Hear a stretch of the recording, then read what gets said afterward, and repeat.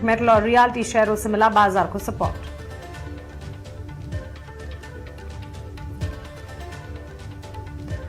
बाजार में बेहतरीन नतीजों के बाद एसबीआई 7.5% मजबूत। मार्केट कैप में आईसीआईसीआई बैंक को पीछे छोड़कर बना दूसरा सबसे बड़ा बैंक। ब्रोकरेज भी बुलिश। सिटी ने 1265 और मोतीलाल ओसवाल ने दिए 1300 रुपए के टारगेट्स।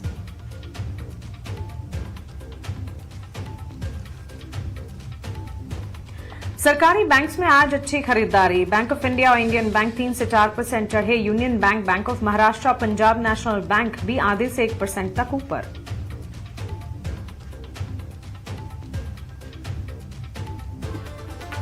यूएस ट्रेड डील पूरी होने से आज जेम्स एंड ज्वेलरी शेयरों में चमक। करीब 15% दौड़े कल्याण ज्वेलर्स के शेयर। हंगमाइल और सेंको गोल्ड भी 7 से 10% मजबूत। वहीं टाइटन भी करीब 3% ऊपर।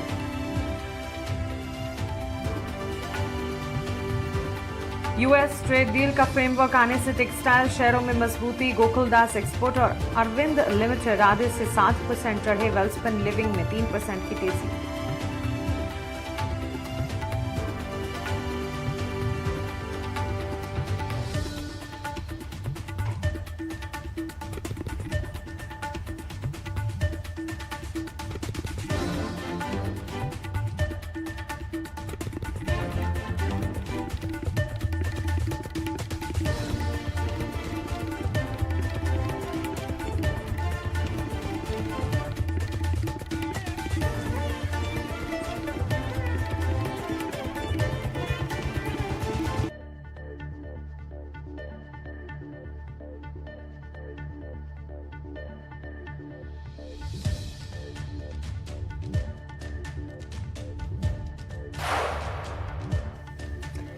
साथ साथ अगर आप देखें नतीजों के लिहाज से जहां जहां पॉजिटिव सेट ऑफ रिजल्ट्स आ रहे थे वहां काफी अच्छी बढ़त के साथ कामकाज। एसबीआई जैसे स्टॉक प्राइस में बेहतरीन सेट ऑफ नंबर्स, उसके बाद हमने देखा स्टॉक में जबरदस्त एक्शन। जैसे ट्रेड डील होने के बाद लगातार कई सारे सेगमेंट्स, पॉकेट्स हैं जहां पर अच्छा एक्शन है। उसमें से एक है ज्वेलरी सेगमेंट। कल्याण ज्वेलर्स के स्टॉक में नतीजों की बदौलत भी काफी अच्छा एक्शन था, लेकिन other then that also jewellery stocks काफी फोकस रेडार पर। Titan, Kalyan jewellers, Senco gold, PC jewellers, ये सारे के सारे स्टॉक्स मूव करते हुए। इतना ही नहीं, सरकारी बैंक और रियल एस्टेट के पॉकेट्स ने भी बाजार को बेहतरीन तरीके से संभाला। वहीं फॉरेन ब्रोकरेजेस मूडीज का भी भारत पर ग्रोथ अनुमान आया। उन्होंने भारत की ग्रोथ स्टोरी पर अपना कन्विक्शन, अपना भरोसा जताया। So all in all lot of positives. अब यहां से आगे बाजार की तस्वीर कैसी है इस पर हमें फोकस करना है कल की तैयारी में। और हाँ, आप अपने सवाल भी हमें पूछ सकते हैं। सवाल पूछ मानसी जी, बिल्कुल देखा जाए तो देखिए वीकेंड में हमने क्लैरिटी देखने मिला जो कि पिछले हफ्ते थोड़ा मिसिंग था। तो मुझे लग रहा है कि यहाँ पे क्लियरली स्ट्रॉन्ग सेटअप देखने मिल रहा है निफ्टी में। आज के ट्रेडिंग सेशन में गैप ऑफ ओपनिंग तो देखने मिला, लेकिन इंट्राडे में भी देखा जाए तो मेजर कोई डिप देखने नहीं मिला था। तो स्ट्रेंथ एकदम क्लियर है कि नीचे लेवल से बाइंग देखने मिल रहा है। और अगर ब्रॉडर मार्केट के हिसाब से भी देखा जाए तो मिड कैप और स्मॉल कैप में दोनों में अच्छी तेजी देखने मिल रही थी। स्पेशली स्मॉल कैप में देखा जाए ऑलमोस्ट 2.5% का गेंस देखने मिला, जो इंडिकेट कर रहा है कि ब्रॉडर मार्केट बहुत स्ट्रांग है और वहाँ पे अच्छा खासा बाइंग देखने मिल सकता है। अगर टेक्निकल लेवल्स की बात करते हैं तो निफ्टी के लिए इमीडिएट सपोर्ट जो दिखाया है 50-डे मूविंग एवरेज का 25,750 के अराउंड है। मुझे लग रहा है कि जब तक इसके ऊपर होल्ड है निफ्टी कंटिन्यूस अपट्रेंड देखने मिल सकता है। ऊपर की ओर 26,000 का एक साइकोलॉजिकल लेवल है, उसके ऊपर हमने अगर निकलता है तो स्टॉक प्राइस जो प्रीवियस ऑल टाइम हाइस थे 26,350 लेवल्स तक भी चांसेस है निफ्टी मूव होने के लिए आने वाले दिनों में। ओवरऑल सेटअप पॉजिटिव है निफ्टी और बैंक निफ्टी में, दोनों में। डिप्स में आता है तो मुझे लग रहा है कि बाइंग के लिए कोशिश किया जा सकता है करंट लेवल से, में छोटा से डिप्स में। और अगर ब्रॉडर मार्केट में देखा है तो बिल्कुल स्मॉल और मिड कैप में बहुत तेजी देखने मिल रहा है। मुझे लग रहा है कि स्टॉक स्पेसिफिक अप्रोच के साथ ट्रेड करना चाहिए आने वाले दिनों में। एब्सोल्युटली। तो चलिए ये टेक फिलहाल हमें मिलता हुआ बाजार पर। और नंदीश भी है मार्केट एक्सपर्ट हमारे साथ जुड़े हुए। Nandish, welcome to you as well. बताएं मार्केट का डायरेक्शन। लग रहा है कि जो सारे नेगेटिव्स थे वहां से बाजार पॉजिटिव की तलाश कर रहा था, वो तलाश ऑलमोस्ट खत्म होती हुई। ऑफ कोर्स बजट इतना बड़ा रनअप नहीं दिखा पाया जितना, या इतना बड़ा बूस्टअप नहीं कर पाया मार्केट को, लेकिन उसके बाद जो ट्रेड डील अनाउंसमेंट हुए, उसके बाद ग्लोबल सेटअप जो बेहतर हो रहे हैं, are we going to the positive? Yes, we are positive. जो अभी करंट सेटअप है और जिस तरह से हमने Q3 के अभी तक के जो नंबर्स देखे, almost in line with expectation या बिट अबव एक्सपेक्टेशंस आए।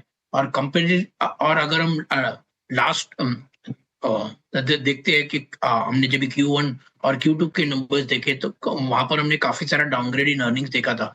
जब कंपेरेटिवली जो इस बार के अर्निंग्स ओवरऑल अपग्रेड साइकिल में आए हुए हैं और इस तरह से ऐसा लग रहा है कि बाजार एक नीचे एक बॉटम से बना के एक अच्छा खासा यहाँ से रनअप दे सकता है।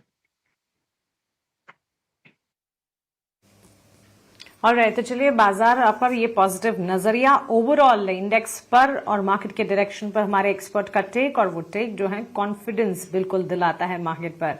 आगे उनसे उनके स्टॉक वाइज आइडियाज भी समझेंगे, लेकिन उससे पहले आपके सवालों के जवाब देने की कोशिश करते हैं। एक एक कर सवाल जवाब का सिलसिला शुरू करते हैं। आकाश यादव का पहला सवाल है, हरीश, आरती ड्रग्स में इन्होंने खरीदारी की है, शॉर्ट टर्म का नजरिया ये मानकर चल रहे हैं आरती ड्रग्स में। एक बार पहले देख लेते हैं कि लास्ट ट्रेडिंग सेशन में आरती ड्रग्स में किस तरह के सेंटिमेंट्स थे। 376 के लेवल्स, इन्होंने खरीदारी 560 के स्तर पर की है। ऊंचे दाम पर खरीदी हुए स्टॉक वहां से नीचे 376 के लेवल्स पर गया है ये, और करीब 83 शेयर्स की खरीदारी की है। सो इनकी खरीदारी के लिहाज से नुकसान है। हालांकि लास्ट ट्रेडिंग सेशन में 0.5% गेन्स के साथ आरती ड्रग्स ने ट्रेड किया था। पिछले 6 महीने के चार्ट्स भी देखेंगे तो नेगेटिव रिटर्न्स ही हैं। इनके लिए राय क्या होगी? मनसी, बिल्कुल देखा है तो लगातार लास्ट 3 महीने से स्टॉक प्राइस डाउन साइड में ट्रेड करते हुए नजर आ रहा है। तो फिलहाल अगर देखा है तो इनका एंट्री जो है ऑलमोस्ट प्रिसाइजली एक शॉर्ट टर्म पीक के आसपास है, जहाँ पे 550-560 लेवल से गिरावट देखने मिल रहा था। तो मुझे लग रहा है कि स्टॉक प्राइस जो है अभी इमीडिएटली एक सपोर्ट के आसपास कंसोलिडेट कर रहा है। हो सकता है कि यहाँ से एक छोटा सा रिवर्सल बिल्कुल देखने मिल सकता है, क्योंकि जिस तरीके से हमने सेल ऑफ देखने मिला है तो मेजर इंडिकेटर्स थोड़ा ओवरसोल्ड सिनेरियो इंडिकेट कर रहे हैं, और ओवरऑल केमिकल स्टॉक्स में मुझे लग रहा है कि वहाँ पे तेजी देखने मिल सकती है। तो उनको थोड़ा टाइम के लिए बने रह सकते हैं, क्योंकि मार्केट भी थोड़ा टर्न अराउंड होते हुए नजर आ रहा है, तो बने रहने चाहिए। अभी चाहे तो फिलहाल थोड़ा नीचे में एवरेजिंग भी किया जा सकता है, क्योंकि इनका जो बाइंग प्राइस है थोड़ा ऊपरी लेवल पे है। तो मुझे लग रहा है कि रेजिस्टेंस जो है 460 और 500 के आसपास है, उस लेवल से आता है तो वहाँ पे मुझे लग रहा है कि प्रॉफिट बुकिंग या एग्जिट करने के लिए सोच सकता है। तो फिलहाल बने रहने की राय रहेगी आरती ड्रग्स में। फिलहाल के लिए पोजीशन को इंटैक्ट रखें, लेकिन हमारे एक्सपर्ट जो सुझा रहे हैं उन लेवल्स पर एग्जिट का भी नजरिया अपनाना चाहिए आपको आरती ड्रग्स में राय मिलती हुई। नंदीश, अगला सवाल आपसे होगा। नमन राय ने सवाल पूछा है पॉलीकैब पर, और अच्छा मुनाफा है, अच्छे लेवल पर खरीदा है वैसे इन्होंने स्टॉक। 5285 के 50 शेयर्स इन्होंने खरीदे हैं। 7770 तक तो पॉलीकैब लास्ट ट्रेड में हमने देखा ऑलमोस्ट 2% के गेन्स के साथ क्लोज हुआ है। और पिछले दिनों भी हमने कुछ ब्लॉक्स की यहाँ पर खबरें देखी थी पिछले 3-4 हफ्तों पहले। एंड अदरवाइज ऑल्सो हम देख रहे हैं पॉलीकैब जो है इस वक्त मूवमेंट पकड़ने की कोशिश जरूर कर रहा है। इनकी खरीद से तो काफी ऊपर गया है, 50 ही शेयर है, लेकिन अच्छा मुनाफा भी देख रहे हैं। क्या राय होगी?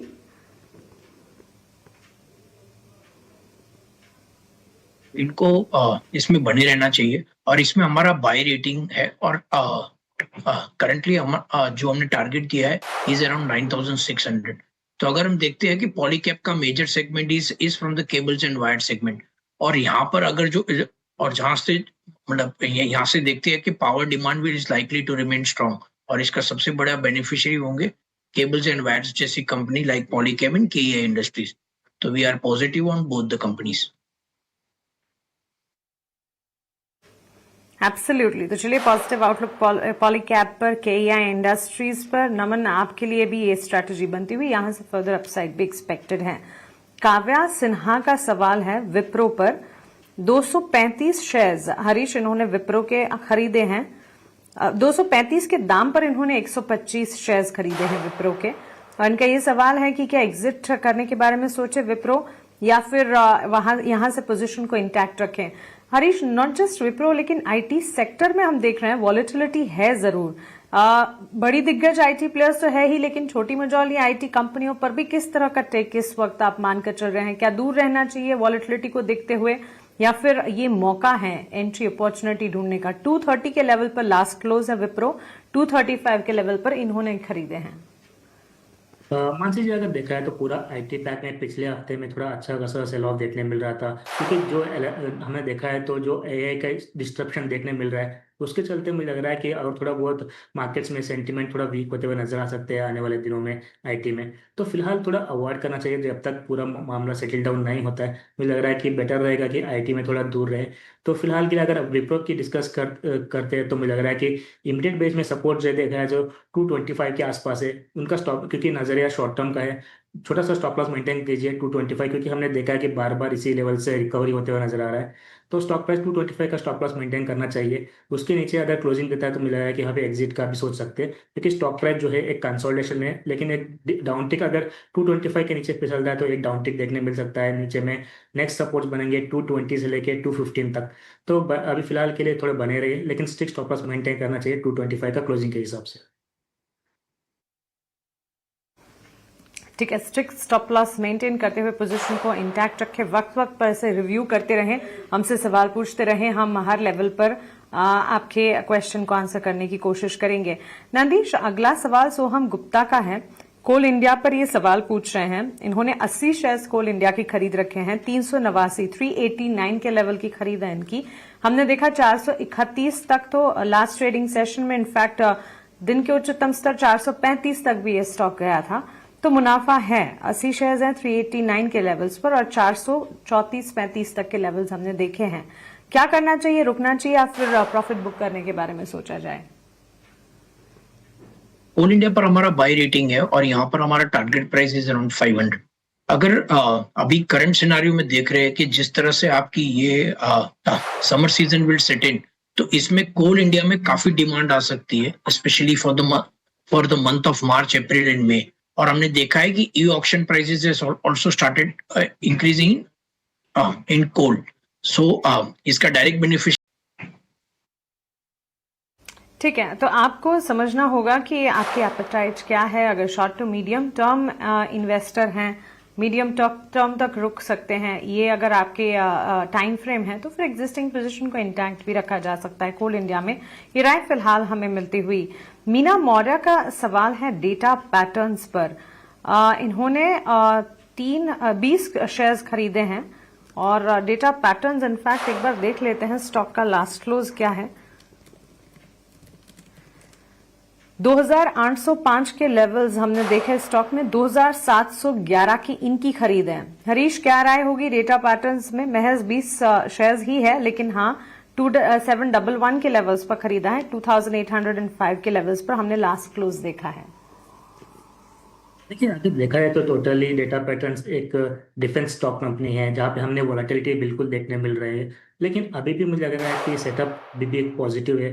हावेवर शॉर्ट टर्म में देखा जाए तो एक इमीडिएट रेजिस्टेंस देखने मिल रहा है, ऑलमोस्ट 2900 के ऊपर निकलता है तो स्टॉक प्राइस में नेक्स्ट 3150 के आसपास रेजिस्टेंस है। तो मुझे लग रहा है कि शॉर्ट टर्म में 3150 का जो है हर्डल देखने मिल सकता है। जब तक इसके ऊपर नहीं निकलता है मुझे लग रहा है कि स्टॉक एक लंबे कंसोलिडेशन से गुजरते नजर आ सकता है। तो ओवरऑल अभी फिलहाल के लिए बने रह सकते हैं, क्योंकि सेटअप में कोई ऐसा कुछ वीकनेस नजर नहीं आ रहा है। और जिस तरीके से वॉल्यूम गेन होते हुए नजर आ रहा है लास्ट 3-4 दिनों से, मुझे लग रहा है कि एक मोमेंटम में स्टॉक प्राइस वापस एक बार 3000 से 3150 लेवल देखने मिल सकता है। वहां पे चाहे तो इनको प्रॉफिट बुकिंग के कोशिश किया जा सकता है, लेकिन अगर 3150 के ऊपर निकलता है तब जाके एक बड़ी सी तेजी बिल्कुल एंटिसिपेट किया जा सकता है। फिलहाल स्टॉक पर एक कंसोलिडेशन में है तो बने रहने की राय रहेगी। ऊपरी लेवल पे थोड़ा बहुत प्रॉफिट बुकिंग के लिए सोचा जा सकता है। ठीक है, ये राय फिलहाल डेटा पैटर्न्स पर आपको मिल गई है। नंदीश, संजीव कुमार का सवाल बजाज फाइनेंस पर है।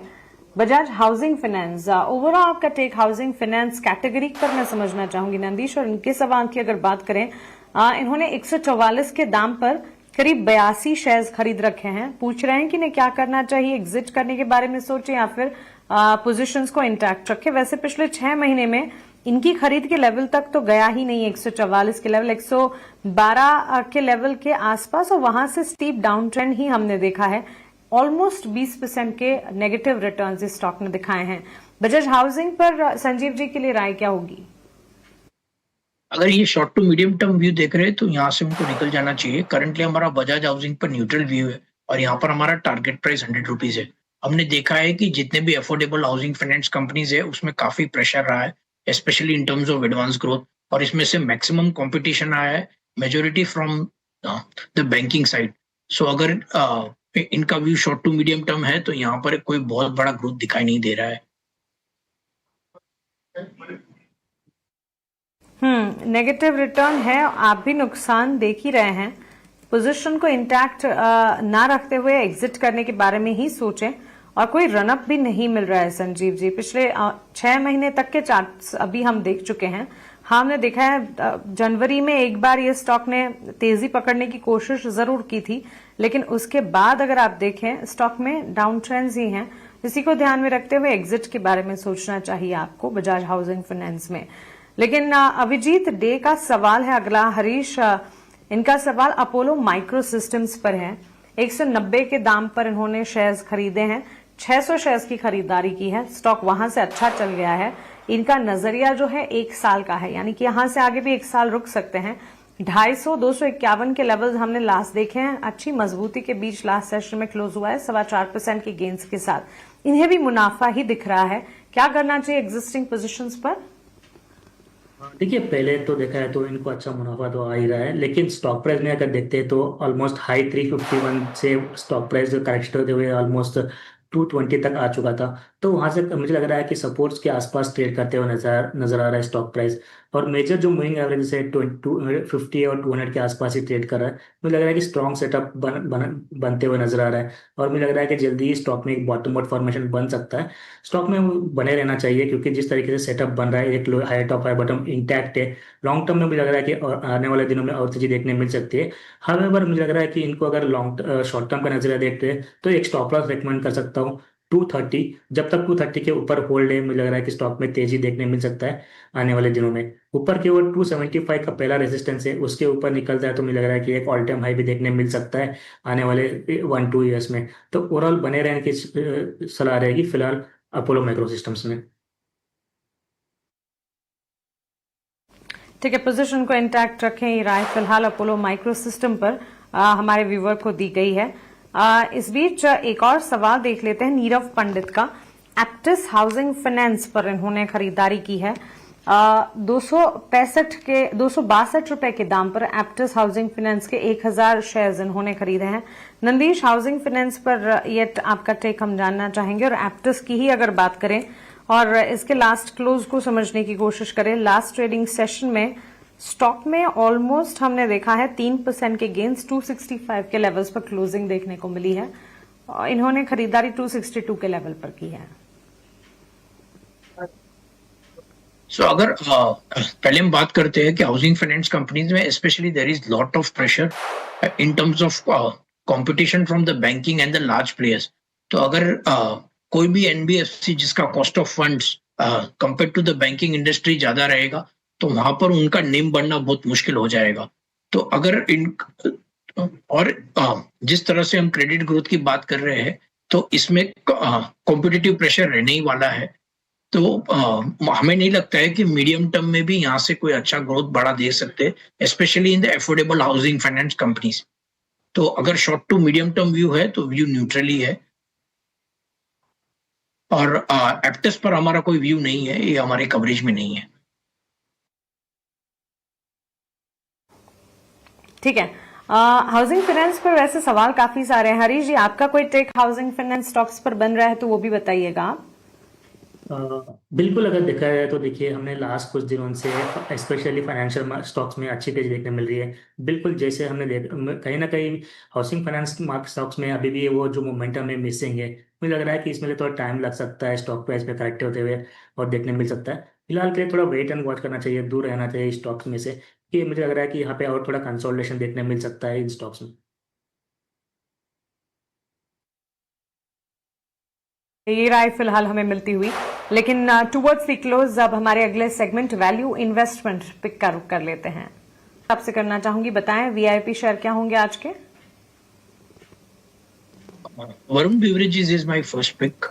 सो वरुण बेवरेजेस पर हमारा बाय रेटिंग है और टारगेट प्राइस 570 है। तो अगर मैं बात करता हूँ कि CY25 में वरुण बेवरेजेस में बिकॉज ऑफ सीजनल डिस्ट्रप्शन बहुत सारा इम्पैक्ट आया था इन टर्म्स ऑफ अर्निंग्स। हमको ऐसा लगता है कि CY26 में they are likely to grow by double digit, और इसमें India is likely to grow by about 10 to 12%, and international geography जहां पर साउथ अफ्रीका जो इनका बहुत बड़ा रीजन है, वहां पर ग्रोथ आ सकता है करीबन 14% पर। तो उन्होंने जितनी भी कैपेसिटी CY24 और CY25 में उन्होंने जो डाली है, और कम से कम 45 to 50% उनका प्रोडक्शन कैपेसिटी इंक्रीज हुआ है, तो उसका सबसे बड़ा बेनिफिट CY26 और CY27 में होना चाहिए। प्लस उनका जो एक सेकंड जो बहुत बड़ा सेगमेंट है, which is the snacking segment, तो उनके वहां पर 2 प्लांट ऑलरेडी चालू हो गए और उसका अर्निंग्स भी CY26 में दिखना चाहिए। और और गोइंग फॉरवर्ड CY26 में यहाँ पर capex spending in India would hardly B negligible, और मैक्सिमम जो कैपेक्स स्पेंडिंग होगा will be in south Africa reason. तो आपका इंटरेस्ट और डेप्रिसिएशन काफी लोअर आएगा, और यहाँ से कम डबल डिजिट अर्निंग्स ग्रोथ दिखने की संभावना है। और जो हम मार्जिन देख रहे हैं, करीबन 21 to 23% ऑपरेटिंग मार्जिन आएंगे। तो we are positive on Varun Beverages. Alright, तो चलिए ये value investment pick Nandish ji की तरफ से आती हुई। हरीश जी, आपकी तरफ से वीआईपी शेयर क्या होंगे? मानसी जी, देखकर मेरा वीआईपी से पहला स्टॉक रहेगा कि बीईएल में। देखिए, ऑलमोस्ट 6 महीने के लंबे कंसोलिडेशन के बाद स्टॉक प्राइस पिछले हफ्ते में ब्रेक ओवर दिया था बजट के डीलिंग टाइम पे। तो मुझे लग रहा है कि लास्ट हफ्ते में फिर से कंसोलिडेट के एग्जैक्टली सपोर्ट्स के पास से रिवर्स होते हुए नजर आ रहा है। तो मुझे लग रहा है कि शॉर्ट टर्म में बाइंग किया जा सकता है बीईएल को। तो ऊपर के टारगेट्स बनेंगे शॉर्ट टर्म के लिए। पहला टारगेट बनेगा 475, बाद में 485 का, और स्टॉप लॉस मेंटेन करना चाहिए 415। दूसरा स्टॉक रहेगा लेंसकार्ट। अगर देखा है तो लास्ट कुछ दिनों से कंसोलिडेशन में है, मुझे लग रहा है कि मोमेंटम बढ़ते हुए नजर आ रहा है, वॉल्यूम भी गेन होते हुए नजर आ रहा है। तो लेंसकार्ट को भी बाय करने की राय रहेगी, जहाँ पे टारगेट्स बनेंगे शॉर्ट टर्म में 500 का पहले, बाद में 520, और स्टॉप लॉस मेंटेन करना चाहिए 445। बिल्कुल हरीश जी, नंदीश जी, बहुत शुक्रिया आपका हमारे साथ जुड़ने के लिए, सवालों के जवाब देने के लिए और हमारे व्यूअर्स की कल की तैयारी करवाने के लिए।